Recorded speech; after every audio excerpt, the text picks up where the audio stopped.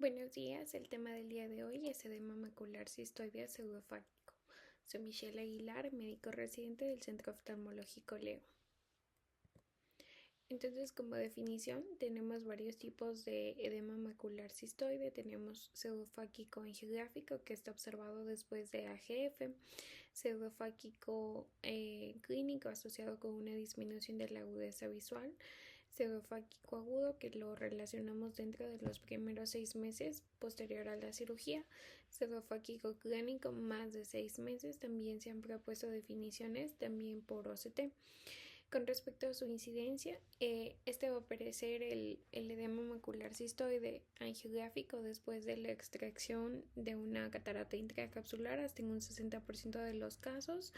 De una extracapsular se ha visto alrededor del 15 al 30% de los casos, y después de una facomulsificación con incisión pequeña alrededor de 0.1 a 2.5% de los casos. Con respecto a su fisiopatología, se piensa que la fisiopatología del edema macular cistoide en realidad es multifactorial. Sin embargo, la etiología principal parece ser que existe una sobreexpresión de mediadores inflamatorios en los humores acuosos y vitro posterior a la manipulación quirúrgica. Entonces, toda esta inflamación rompe las barreras tanto hematoacuosa como hematorretiniana, lo que genera un aumento de la permeabilidad vascular. Además de esto, se genera un trasudado eosinofílico que se acumula en las capas plexiforme externa e interna. Entonces, todo esto a la larga conlleva una formación de unos espacios quísticos que, al unirse, forman unas bolsas de líquido de mayor tamaño. Y el edema macular cistoide clínico también puede formarse agujeros maculares, tanto lamelares como y también líquido subretiniano. Entonces existen algunos factores de riesgo. Uno, tenemos complicaciones quirúrgicas, que en la cirugía haya pérdida vítrea, tracción vítrea en los sitios de incisión, vitrectomía para fragmentos de cristalino retenidos, un traumatismo del iris, una ruptura de la cápsula posterior, luxación del lente intraocular, una capsulotomía posoperatoria temprana, un lentes fijados al iris o lentes en cámara anterior. Sin embargo, también tenemos algunos factores de riesgo como el edema macular diabético. Se ha visto que los diabéticos en realidad son un desafío en las cirugías de catarata. Históricamente se pensaba que las cirugías de catarata aceleraban lo que sería una retinopatía diabética. Sin embargo, estudios prospectivos recientes pueden no respaldar esa teoría. Sin embargo, el edema macular postoperatorio suele desarrollarse en pacientes con edema macular diabético. Entonces, si el paciente ya tenía este edema macular diabético activo al momento de la cirugía, rara vez se va a resolver por sí solo, a pesar de que en estos pacientes ya haya tenido una vitrectomía previa. Por estas razones, tanto el edema macular diabético como la retinopatía diabética deben estabilizarse antes de someterse a una extracción de catarata. Otro de los factores de riesgo está la uveitis. Históricamente, la cirugía de cataratas se consideraba un procedimiento de muy alto riesgo, con muchas complicaciones para los pacientes con uveitis. Sin embargo, debido a las nuevas técnicas, a menudo se está permitiendo que estos pacientes con uveitis se desarrollen cataratas prematuramente. Entonces, en estos se generan nuevas oportunidades de colocación del IO. Entonces, varios estudios vieron que la incidencia de este edema macular cistoide pseudofágico en OCT al mes de operación fue del 12% de los pacientes con uveitis y del 4% para los controles. También se ha visto que como factor de riesgo el uso de medicamentos para el glaucoma. Sin embargo, esto sigue siendo todavía muy controvertido. Algunos investigadores demostraron que la medicación tópica preoperatoria y postoperatoria para el glaucoma, como está el latanoprost y el timolol, pueden aumentar la incidencia del edema macular cistoide pseudofágico, ya que estos medicamentos utilizan un conservante que es el benzalcónico, que es citotóxico y estimula la respuesta inflamatoria. Sin embargo, el uso concomitante de gotas de AINE previno estos efectos. Entonces, continuando con el diagnóstico, tenemos la historia y la presentación clínica del edema macular cistoide. En realidad, la incidencia del edema pseudofáquico alcanza su punto máximo alrededor de las 4 a las 6 semanas postoperatorio. La presentación típica más común o porque van a venir los pacientes es por una visión borrosa. También pueden presentar escotomas centrales, metamorfopsias y fotofobia leve. En nosotros en la lámpara lo que vamos a observar es un engrosamiento retiniano y pérdida de la depresión foveal. Estos hallazgos también se observan, pues los vamos a detallar con el fondo de ojo, y en los pacientes ya de manera clínica también pueden observarse edema del disco óptico o un agujero lamelar. También pueden presentarse hemorragias en astillas, sin embargo, pueden no mostrar anomalías en el 5 al 10% de los ojos, lo que hace importante los estudios complementarios que veremos a continuación. Como parte de los estudios de imagen tenemos fundamentalmente la angio, el OCT y lo que sería la angiografía por tomografía de coherencia óptica. Entonces en la AGF el edema macular cistoideo pseudofáquico se caracteriza por tanto telangiectasias retinianas, dilatación capilar y fugas capilares perifoveales, tanto en fase temprana como en estos en fase temprana. Y en cambio vamos a ver manchas hiperfluorescentes perifoveales, que lo vamos a ver como un patrón petaloide en lo que serían unas fases más tardías que representan la acumulación de fluoresceína en los espacios quísticos. Los cambios quísticos también pueden ser evidentes en la fobia y en las áreas extramaculares.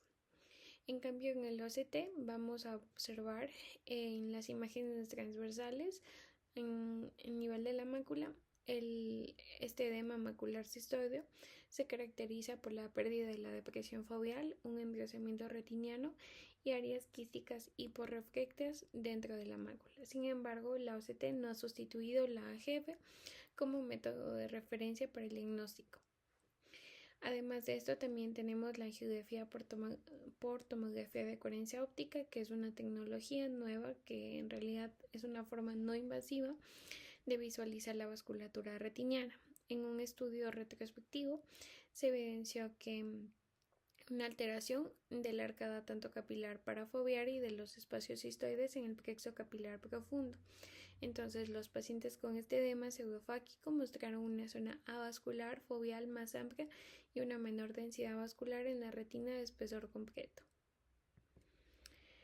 Entonces, como parte del diagnóstico, tenemos el diagnóstico diferencial.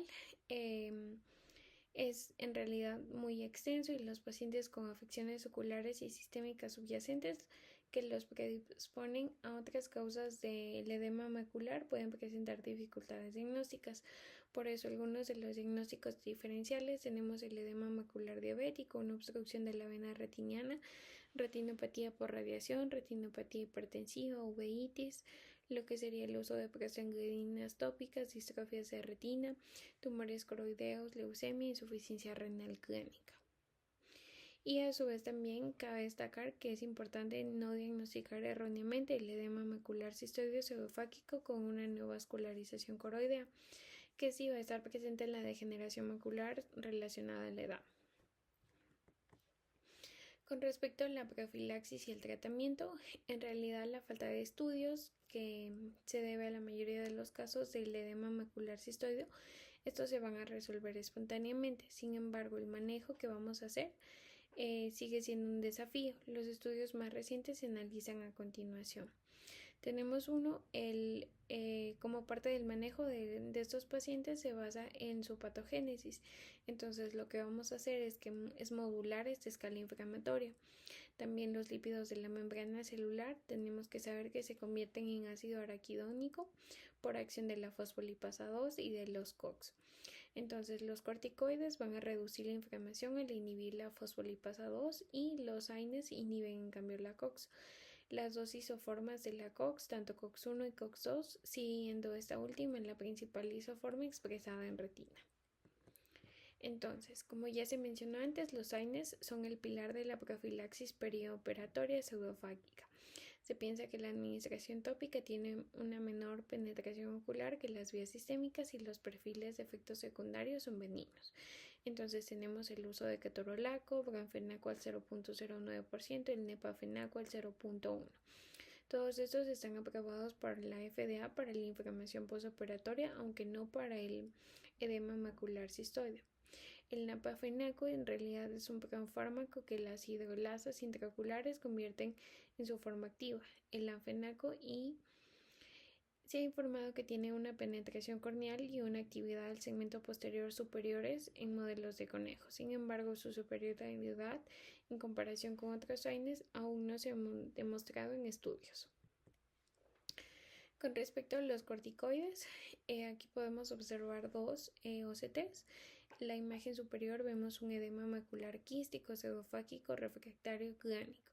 Se observa un engrosamiento retiniano, lesiones quísticas intrarretinianas y líquido subretiniano. Y en cambio en la parte inferior es un OCT del mismo paciente un mes después de una inyección subtenoniana de triamcinolona. El engrosamiento retiniano, las lesiones quísticas y el líquido han mejorado considerablemente.